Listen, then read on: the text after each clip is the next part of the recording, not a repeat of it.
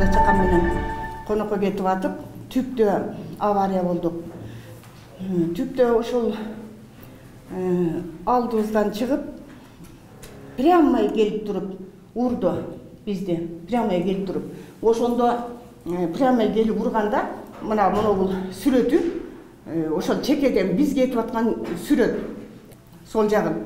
Анан ал кызымы чыгар элек деле, мен деле башым сотрясение болуп, мен деле өзүмө келген эмес экенмин да. Болбосо ошол кызымын эмне болгонун көрүп, жанында деле турсам болмок. Талип Жаналиев менен Мария Жумабек экөө келип туруп, чийилген мына кагаздын үстүнөн, дагы чийип 7 метр экен ширинасы жолдун. Мен 2 барып өлчөп келдим. Ишенбесеңер, любой киши менен барып өлчөйм дагы деле. 7 метр жолду 14 метрге узарткан. Биз ушундайларга жол беребизби? Жол берип келетабыз. Ошон үчүн ушундай күнүгө канча авария болуп атат? Канча элбиз авариядан канча адам өлүп атат? Мен ачпасам ушуну, башка ачпаса, тигил ачпаса, кала ушинтип бардыгы. Өзүм батыр энемин, эне деген даңкым менен сыйланамын, сыймыктанамын. Бирок таңданы билем мен.